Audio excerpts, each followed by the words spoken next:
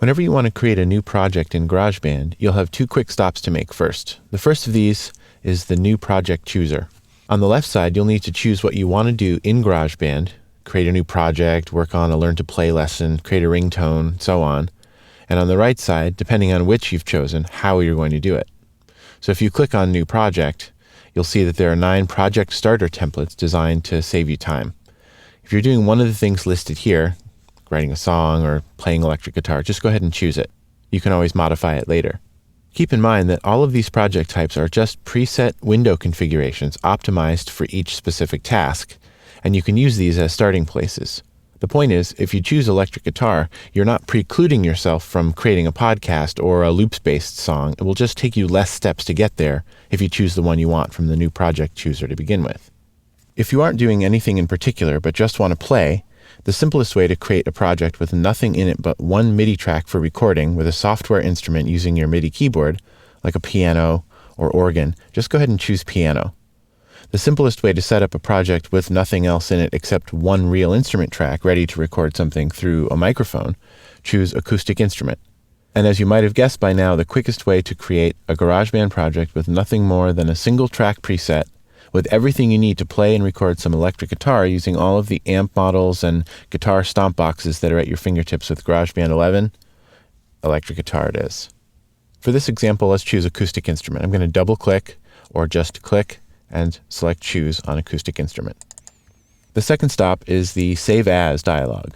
Do yourself a favor and take a moment to decide on a descriptive name and save all of your GarageBand project files in a location that you can easily find later in case you want to delete some project files or back them up. I just always save mine in the music directory under my username.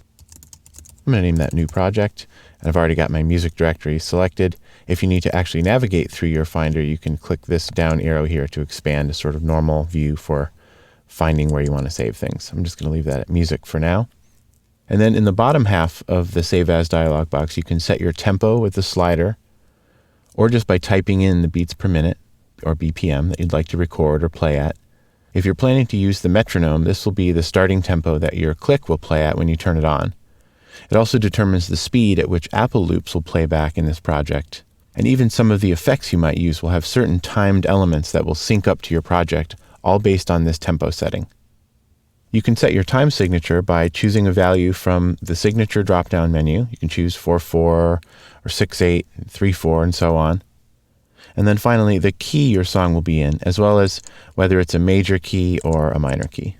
If you don't have all these answers at your fingertips when you're creating your new project file, for whatever reason, you can just use the default values of 120 beats per minute, 4/4, and C major. You aren't trapped once you make a selection here. These settings can be altered from within your project file, but sometimes it can be really helpful. My general rule of thumb is if you already know what tempo, signature, and key your song is going to be in, then by all means enter it in the Save As dialog, and then you don't have to worry about it later. If you're just experimenting or haven't really decided on these values yet on the song you'd like to work on, then just go with the defaults. The song that I'm going to be creating throughout the middle 5 chapters of this course is going to be 4/4, and the tempo is going to be 154 beats per minute, and the key is A major. Once those are set, I'll click Create, and my project will open up. In the LCD display, I can cycle around with the up or down arrows until I get to Project, and you'll see that my settings are already configured. You can click and hold on this icon as well to see the 4 different displays that are available to you.